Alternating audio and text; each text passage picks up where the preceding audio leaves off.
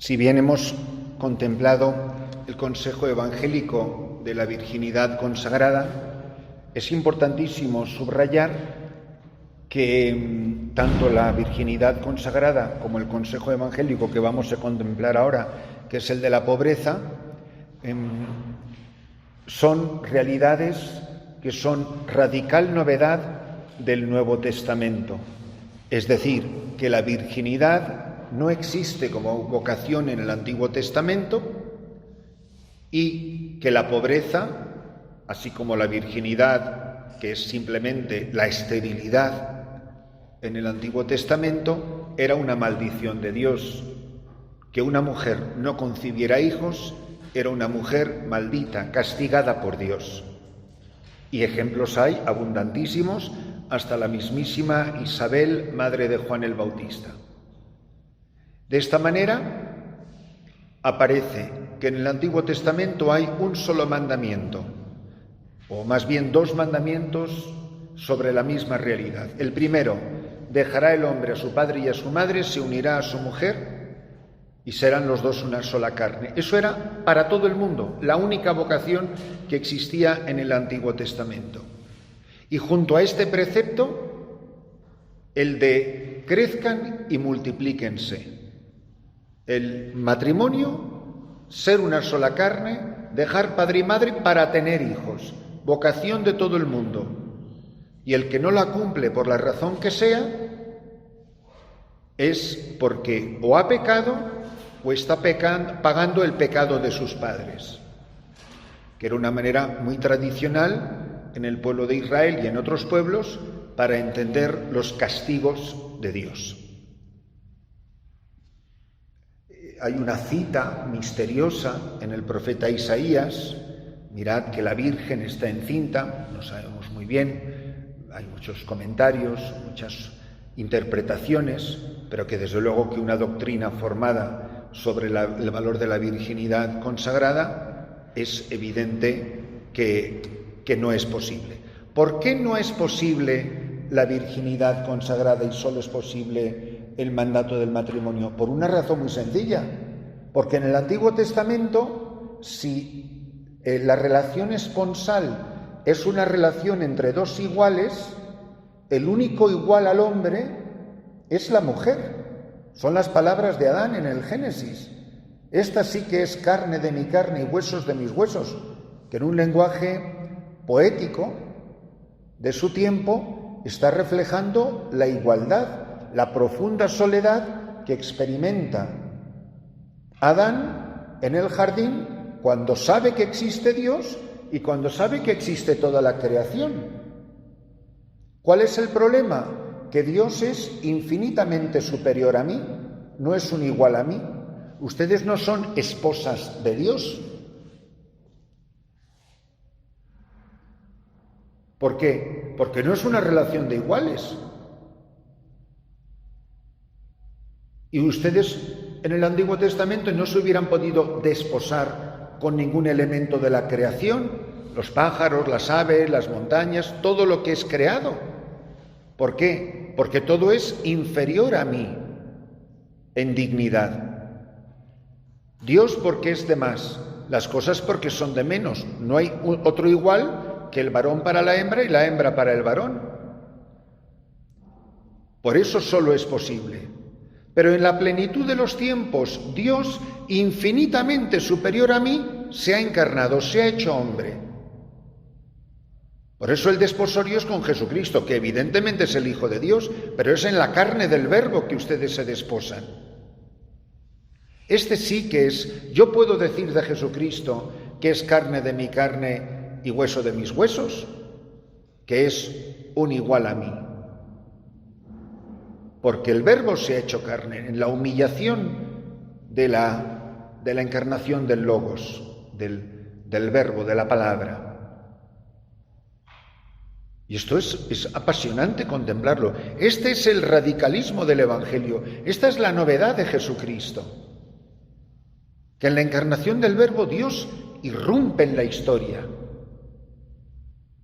y se hace sujeto de la historia en una geografía y en un tiempo concreto, en tiempos de César Augusto y en este pueblito que se llama Nazaret o en ese sitio que se llama Belén. Dios irrumpe en la historia y se hace uno de nosotros, Dios con nosotros. Y aparece un nuevo modo de relacionarse Dios con el hombre. Primero, novedad, Dios es Padre. Del monoteísmo pasamos a la Trinidad. Descubrimos un Dios personal, y no un Dios personal como en el Antiguo Testamento de una manera alegórica o metafórica. No, real, que el Padre es diferente del Hijo y del Espíritu, y que desde el momento de la encarnación yo participo de las relaciones de este hombre Jesús de Nazaret con el Padre, y soy entroncado a Jesucristo, que se desposa con la humanidad. Y no vamos a repetir toda la charla de los diferentes modos de unión mediata e inmediata. Y lo que era una maldición, ahora es una novedad de vida. Y todos los más estrechos colaboradores de Jesucristo están todos llamados a la virginidad consagrada. No aparece ni un casado, quitando a la Virgen María y las mujeres, algunas de estas que acompañaban. Los apóstoles, María la Virgen, etc. Un nuevo modo de vida, un nuevo modo de unión. Lo que en teología se llama la comunidad mesiánica. Pues importantísimo el entender esto con todo lo que esto significa. Lo que era una maldición, ahora es la gracia más grande. Lo que parecía imposible es el modo habitual de cómo se relacionarán todos aquellos que entran en comunión y en amistad esponsal con Jesucristo. Dejándolo todo, lo siguieron. En las tres coordenadas de la existencia, los bienes, los afectos y la voluntad. Los bienes por la pobreza, los afectos por la castidad, la voluntad por la obediencia. Y esto definirá el seguimiento de Jesucristo.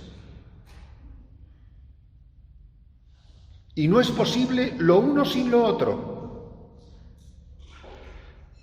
De la misma manera, y ahora entramos en el tema de esta segunda meditación de la mañana, de este día, aparece la invitación a la pobreza. Lo que era una maldición, recuerdan al pobre Job, que de repente lo tenía todo, la bendición de Dios era la riqueza. Le pone a prueba por el desafío que le lanza el demonio a Dios, en ese diálogo alegórico, le lanza este desafío y se lo quitan todo. Dios me lo dio, Dios me lo quitó.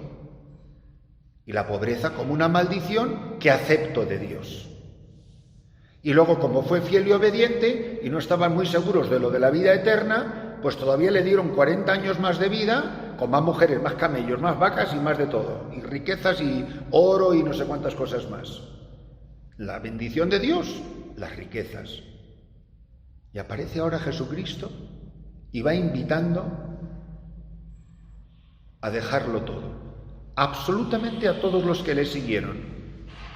Y era una condición innegociable. Prefiere que se marche el joven rico, pero no le acepta con sus riquezas.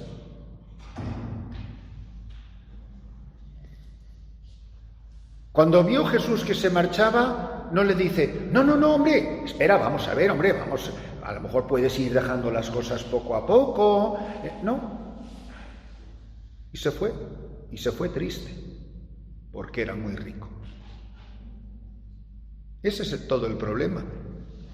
Entonces, ¿qué idea tengo del don de la pobreza? Y fíjense la palabra que antepongo a la palabra pobreza, que es un don, que no lo puede captar la fe, que los ojos del mundo piensan que esto es una locura y que es absurdo. Y que es un don de Dios, un maravilloso don.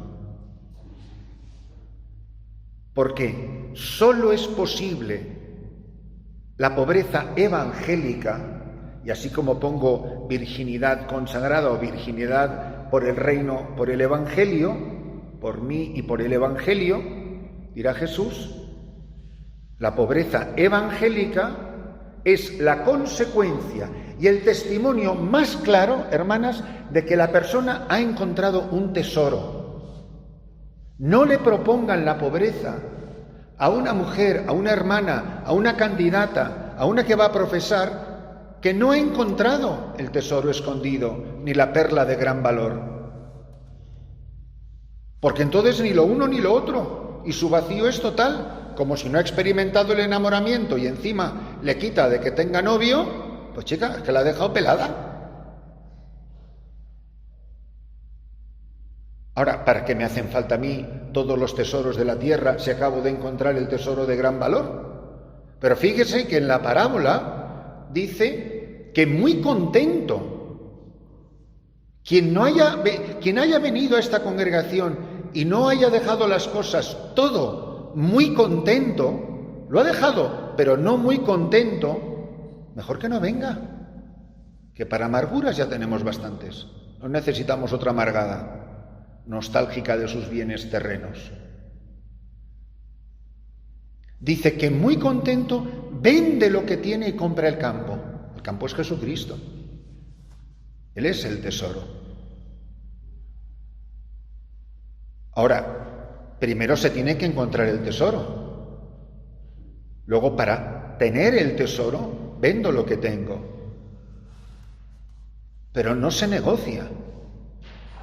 Por eso, qué importante, hermanas, es entender en qué consiste esta estructura evangélica del discipulado, del seguimiento de Jesucristo. Dice Santo Tomás de Aquino que en el orden del valor, la obediencia es el voto de mayor importancia. Pero en el orden del testimonio es la pobreza. El consejo evangélico que mejor testifica su esponsalidad con Jesucristo es sin duda la pobreza. Pero hermana, ¿usted cómo puede vivir así? Como no conoce usted a mi marido, es imposible que entienda usted mi vida. Pero si usted conociera, ¿recuerdan la expresión del Evangelio? Si conocieras el don de Dios a la samaritana, si hubieras bebido agua viva, más bien tú le pedirías. Si usted supiera a quién le pertenece mi corazón, no me tendría pena, me tendría envidia. Nosotros cuando vamos por la vida, ¿qué damos? ¿Pena o envidia? Hay hermanas pobrecitas, qué pena, que me dan una pena. Algo tienen que estar haciendo ustedes muy mal para dar pena. Y algo tienen que estar haciendo ustedes muy bien si dan envidia. Hombre, envidia de la sana, ¿no? No sé si hay una envidia sana, pero bueno, se suele decir eso, ¿no?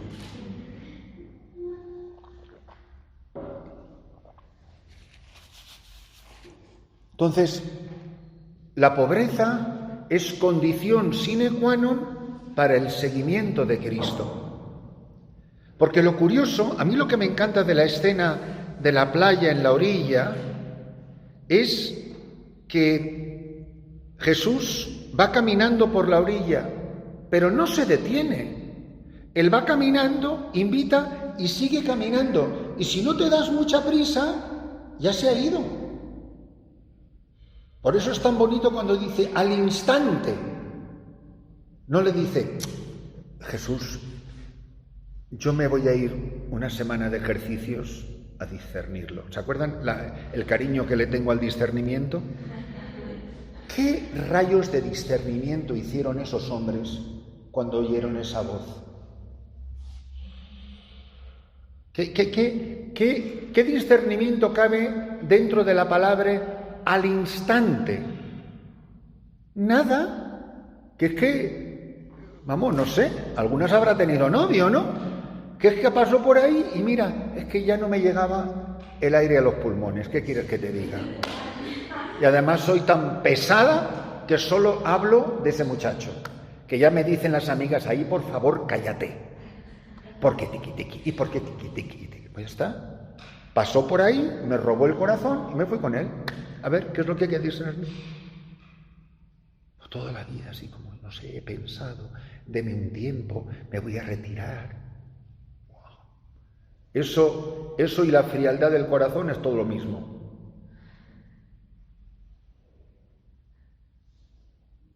Si algo caracteriza el enamoramiento es la impaciencia. Y se fueron con él. Pero vamos, que luego pasa por la mesa del cambista de Leví y Mateo y ahí se quedaron las monedas. No sé quién se quedó con las monedas, pero ese hombre instantáneamente le daba completamente igual. Ahí se quedó la mesa, ahí se quedaron las monedas. Tan es así que después de la resurrección, como no creían, ¿qué hicieron? Pues volvieron a la playa y volvieron a encontrar la barca y se fueron a pescar, ¿no? Que el pobre Jesús les tuvo otra vez que volver a llamar cuando la pesca de, ay muchachos, han pescado algo, vengan a almorzar, ¿no? ¿Qué estaban haciendo? Pues lo que hacían antes de encontrarse con Jesucristo. Lo que no habían pescado en ese tiempo, se pusieron a pescar. Pues ya se han muerto, tendremos que seguir viviendo. Volvieron a la playa, encontraron la barca a las reyes y a su papá y a su mamá. Y el pobre Pedro, incluso a la suegra. Que vaya faena. Entonces, hermanas, ¿qué concepto tengo de la pobreza? No se molesten en andar las superioras y las maestras como detectives viendo lo que no tiene o deja de tener una hermana. San Juan de Ávila, que es un genio, es un maestro de la vida espiritual, tan es así que en su vida, cuando todavía en vida, le llamaban el maestro Ávila, que yo les recomiendo mucho que lean sus obras. La más importante se llama El Audifilia, escucha hija. Es un comentario de la cumbre de la mística española y de la mística mundial. Él dice, si tú quieres vencer las distracciones, hablando de la oración, pero se puede aplicar a la pobreza o a la castidad o a lo que quieras, si tú quieres que las moscas no se posen sobre una olla, no sé cómo dicen ustedes, ¿olla se puede decir? ¿Están cocinando cuando cocinan? ¿Sí? Bueno, en una olla, tú no quieres que se posen las moscas en la comida. Si la comida está fría, ¿qué haces para que no se posen? Bueno, puedes ponerle la tapa, obviamente, pero te pasas la vida dando manotazos. Pero las moscas siguen volviendo. Estás distraído en la oración y manotazos. Ay, no, que me estoy distrayendo, espérate. Jesucristo, la Eucaristía, el Santísimo, no sé qué. Dice él, o puedes hacer otra cosa, puedes encender el fuego. Porque nunca jamás habrán visto moscas posadas sobre una olla de comida hirviendo. Cambien la H por una F y donde diga hervor, ¿qué pone? Fervor, que en el español antiguo es de donde viene la palabra fervor. Una persona fervorosa es una persona que está hirviendo. Una muchacha que está locamente enamorada de su novio y va por la calle y hay 1000 gentes pasando por allí y carros tocando la bocina, que le dice al novio, ay, es que no me puedo concentrar en lo que me estás diciendo porque hay mucho ruido por aquí alrededor. Esa no sabe si había carros o si había gente, si estaba en el parque o en el desierto, porque lo que estaba es en el 7º cielo. Porque va entusiasmada y no se ha enterado de nada. Pero porque hay fervor. Entonces, si tienes que estar continuamente de detective mirando lo que tiene una, lo que tiene la otra, chico, mejor que tenga lo que quiere y que se vaya a su casa. Es pesadísimo vivir así. A una persona entusiasmada es que le da igual todo. Por eso les animo muchísimo a que se paren a pensar, pues cómo tienen planteado esto de la pobreza. Y la pobreza no consiste, como consejo evangélico, en tener como si no tuviera, que dice San Pablo. Eso es para los casados, que tienen que tener objetos porque están llamados a santificarse, recuerdan lo del corazón dividido, en el orden de la naturaleza y en el orden de la gracia. Y claro que necesitan una serie de objetos para llevar a cabo el plan de Dios en sus vidas, pero nosotros no. Nosotros no estamos llamados a tener como si no tuviéramos, estamos llamados a no tener, o sea, tener lo que necesitamos para la vida que se nos ha pedido, pero vamos, ni un lápiz de más. Y tenemos una tendencia, como que si tuviéramos pegamento en las manos, que se nos van pegando las cosas. Yo no sé si tienen ustedes esas muy sabia costumbre que tenían en la vida religiosa antiguamente, pero las religiosas antiguamente todos los meses cambiaban de celda, de habitación. Mira, chico, para cuando te tenías que volver a mover de cuerpo es que acababas tirando todo por la ventana porque estabas hasta las narices de pasarte la mañana entera haciendo la mudanza y te estorba de todo. Pero vamos, se nos apega el corazón y como queremos que las hermanas sean felices. Sin embargo, a una persona que puede decir que ha encontrado el tesoro escondido, esto jamás va a ser una preocupación. Por eso, el fundamento de la vida cristiana está precisamente en esta bienaventuranza, que es fruto del encuentro con el tesoro. Por supuesto, que ya hemos dicho que lo más precioso que tiene una persona para entregar es la voluntad, por eso es el consejo evangélico más valioso. Solo con la aparición de Jesucristo aparece la pobreza en su pleno esplendor evangélico. ¿Por qué? Porque sin el tesoro es imposible abrazarlo como una bienaventuranza y siempre será una maldición. Si para mí la pobreza institucional, que es muy importante, porque a lo mejor se puede insistir bastante en la pobreza de las hermanas, sí, pero ¿y la congregación qué? Porque no es posible que la vivamos personalmente mientras que la institución va en la dirección contraria, que cada vez tiene más y cada vez posee más y cada vez más cosas. Pero como no son mías, no. La institución está llamada a vivir los consejos evangélicos lo mismo que sus miembros. La plena revelación de la pobreza se da, lo he repetido varias veces, en la persona de Jesucristo, que siendo rico se hizo pobre por amor nuestro, para que ustedes fueran ricos con su pobreza. 2 Corintios 8:9.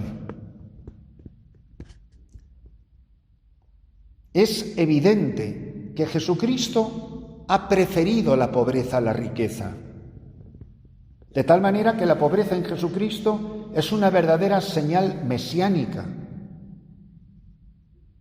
En esto tendrán por señal: encontrarán a un niño envuelto en pañales acostado en un pesebre. En Lucas 2:12. Revela la pobreza de Cristo, que Dios es su Padre, para que tengo que tener riquezas si ya Dios cuida de mí y es providente. Entonces prefiere la pobreza, pero no solo prefiere a la pobreza, prefiere a los pobres. De hecho, dirá literalmente él: he sido enviado a evangelizar a los pobres. Lucas 4:18.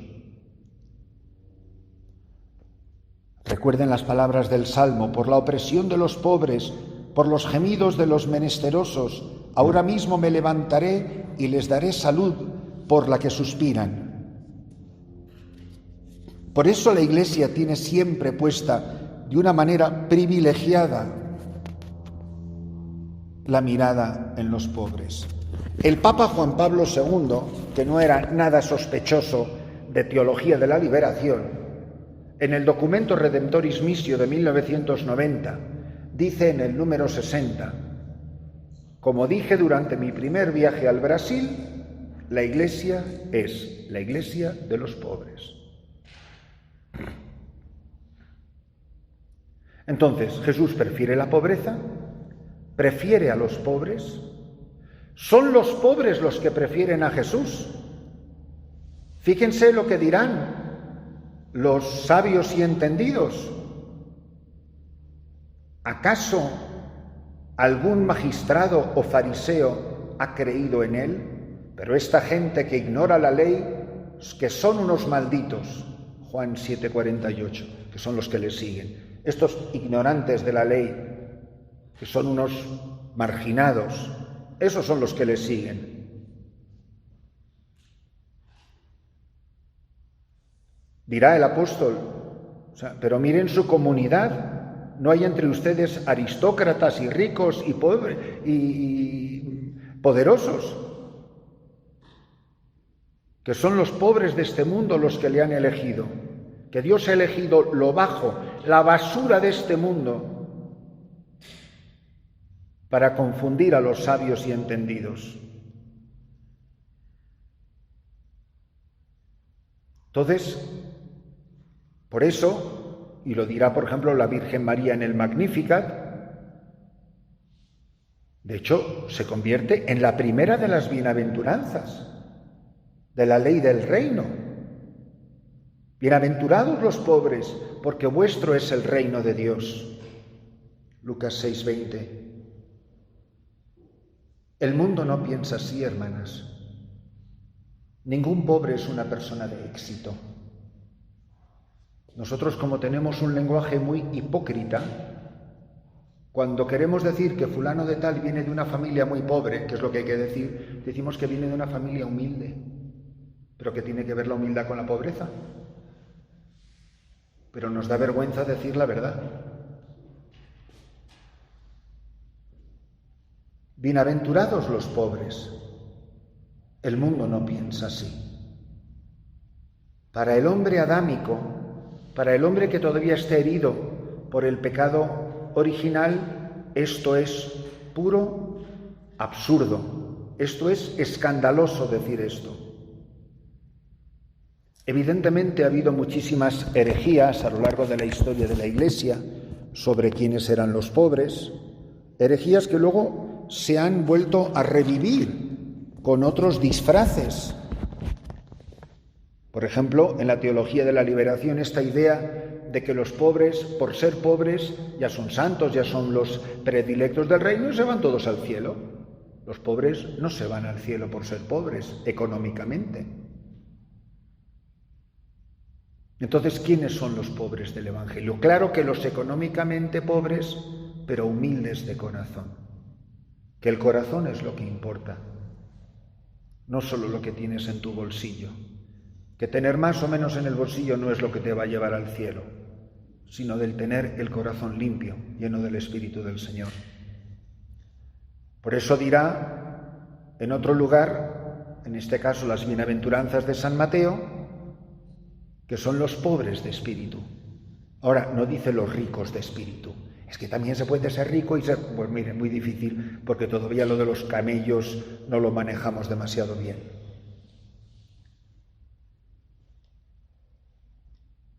Entonces, qué importante es el entender esto. Y si no le quedara claro a alguien, Jesucristo va a elegir a sus compañeros de entre la gente más pobre. De entre ellos eligió a sus compañeros,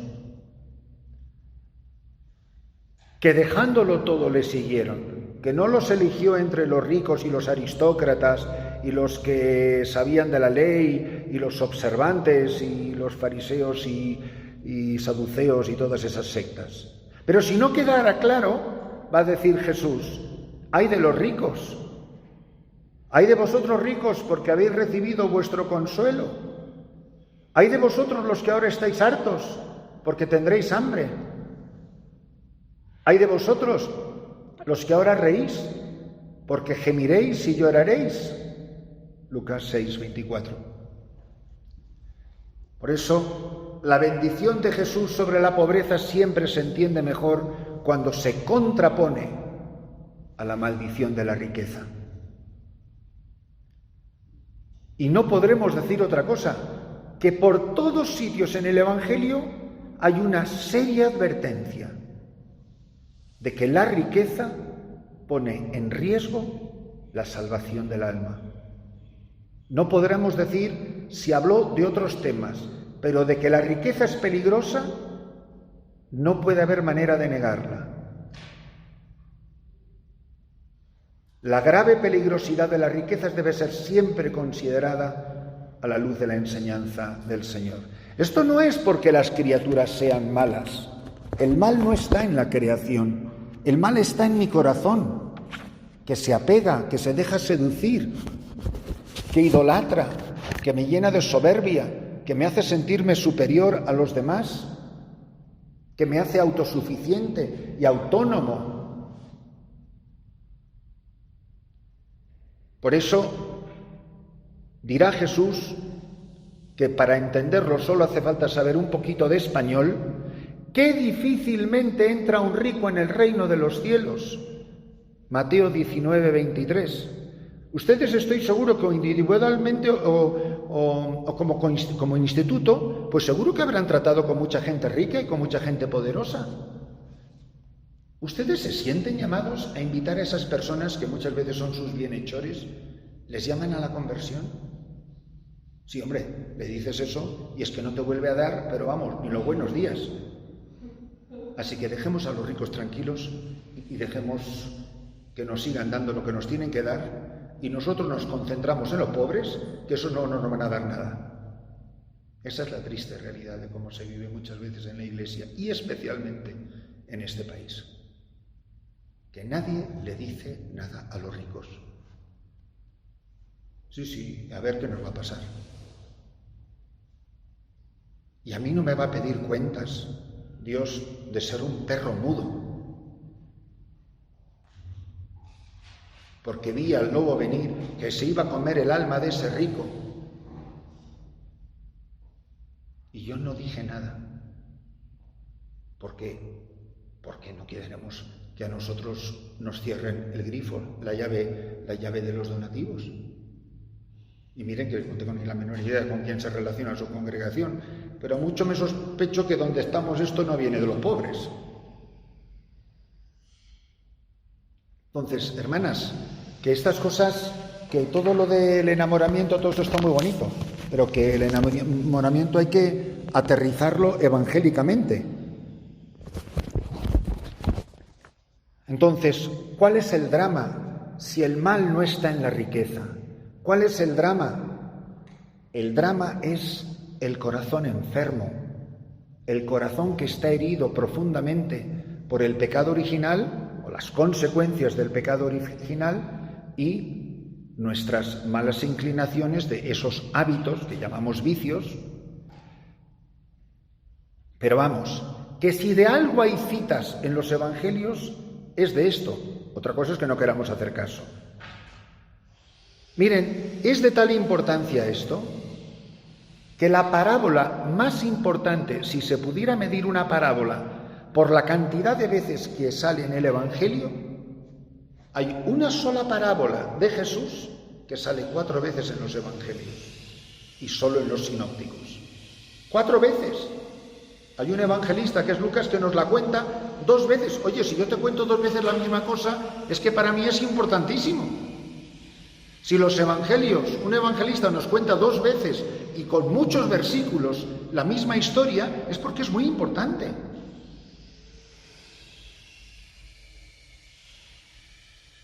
Y es la parábola del sembrador. Y ya saben, el peligro.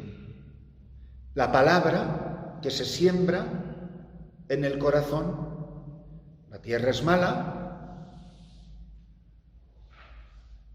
y las riquezas devoran la palabra y se la comen y no da fruto. Y no me santifico, no me convierto. Dice la seducción de las riquezas, dice que son como espinas que ahogan la palabra divina sembrada en las almas. Miren ustedes, Mateo 13, 22, Marcos 4, 19, Lucas 18, 14 y Lucas 21, 34, 2 veces. ¿Quién es el alma que se va literalmente al infierno? El que atesora para sí y no es rico ante Dios. Lo tenemos en Lucas 12, 15. ¿Quién se va al infierno? ¿Al fuego eterno? Pues los malos ricos que no supieron compadecerse del pobre Lázaro y lo tenían a la puerta. Lucas 16, 19. Que no supieron ver a Cristo en ese pobre. Tuve hambre y no me diste de comer. Capítulo 25 de San Mateo famoso.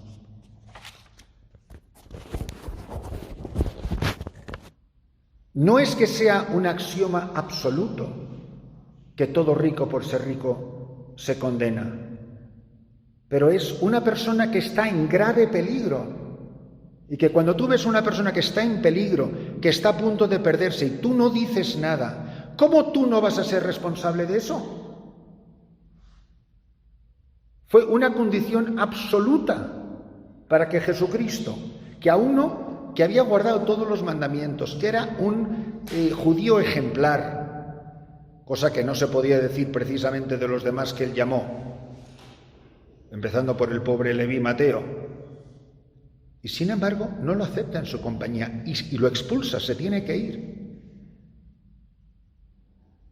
El joven rico que responde negativamente, aunque era bueno, y no puede cumplir la llamada de Cristo, porque era muy rico. El único obstáculo que él tenía era su riqueza.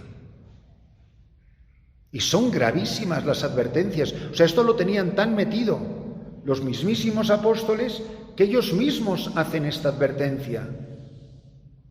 O sea, deberíamos de tener escritos en el corazón, Carta de Santiago, capítulo 5, 1-5. De hecho, el libro del Apocalipsis habla de los países ricos. Apocalipsis 18, 7 y versículo 16. Lo dirá el apóstol. Los que quieren enriquecerse caen en tentaciones, en lazos y en muchas codicias locas y perniciosas que hunden a los hombres en la perdición y en la ruina, porque la raíz de todos los males es la avaricia, la codicia, y muchos, por dejarse llevar de ella, se extravían en la fe y a sí mismos se atormentan con muchos dolores. 1 Timoteo 6:9. Pero nadie podrá decir que no fuimos advertidos. Nadie podrá decir yo no lo sabía. Epulón, el rico, pretendió decirlo. Digo, pero tú cómo no lo vas a saber si tienen a Moisés y a los profetas. Lean la palabra. No. Pero si resucita un muerto, pues ¿saben qué, hermanas? El muerto ha resucitado, se llama Jesucristo. Y todavía no creemos. Porque todavía en tiempo de las parábolas todavía no había resucitado Jesucristo. Y dice él, hombre, no, la Biblia no se la van a creer, pero si vieran resucitar a un muerto, te aseguro que se convierten y se arrepienten para que no vengan a este lugar de tormento. Pues mire usted, el muerto ha resucitado y siguen sin creer.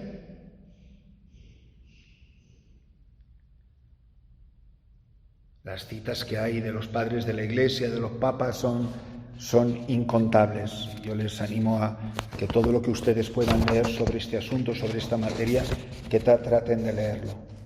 ¿Para qué sirve, hermanas, la pobreza evangélica? ¿Cuál es el fruto de la pobreza evangélica? Pues miren, muchos son, sobre todo, y con esto vamos muy pronto a hacer una pausa, es que cuanto más nos empobrecemos de las criaturas, más nos enriquecemos de las cosas de Dios. Por eso vivir entre los pobres ayuda tanto. Los pobres son, yo lo puedo decir por testimonio personal, a mí me han ayudado a protegerme de mi propia maldad, de mis propios apegos, de mis propios gustos. Me han ayudado a vivir evangélicamente. Y viviría mucho peor, no es que viva bien, pero viviría mucho peor si ellos no me hubieran protegido. Porque estar en medio de la pobreza nos ayuda a enriquecernos de Dios. Por eso las criaturas, las cosas, los bienes materiales, ensucian el corazón, lastran el corazón. Y cuanto más riquezas, más empobrecidos de las cosas de Dios.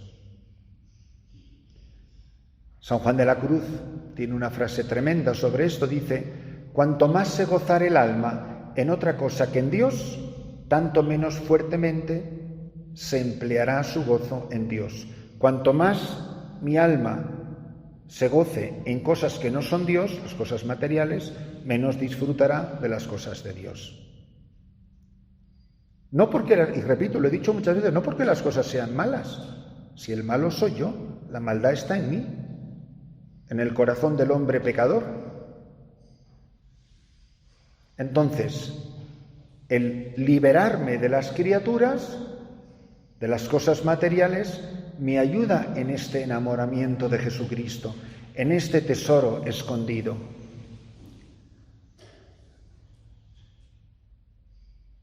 Otro beneficio, por llamarlo así, otro aspecto de la importancia de la pobreza evangélica es que nos ayuda a vivir como hijos de Dios. Si yo soy huérfano, ¿qué le pasa al joven rico? ¿Qué le pasa al hijo pródigo? Que como quería vivir sin su padre, irse en lugar lejano, se tenía que llevar las riquezas de su padre. Cuando vivía en la casa lo tenía todo, pero no era suyo, era de su padre. Y tenía más, porque dijo, dame mi parte, la parte de mis bienes. En la casa del padre tenía todos los bienes, pero recibidos del padre. Cuando se aleja del padre, quiere los bienes del padre, las cosas, sin el padre.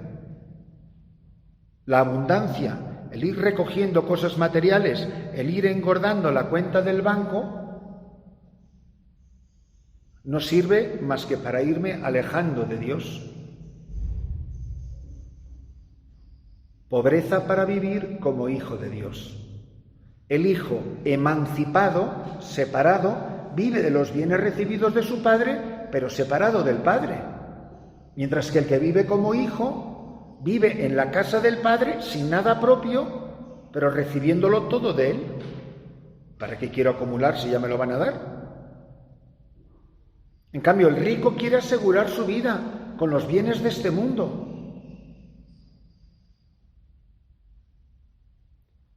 Por eso, la prudencia espiritual nos tiene que ir haciendo personalmente e institucionalmente, pues ahora van a tener un capítulo general, pues revisen esto. Revisen los bienes materiales como institución, que a lo mejor es un gran momento para soltar lastre.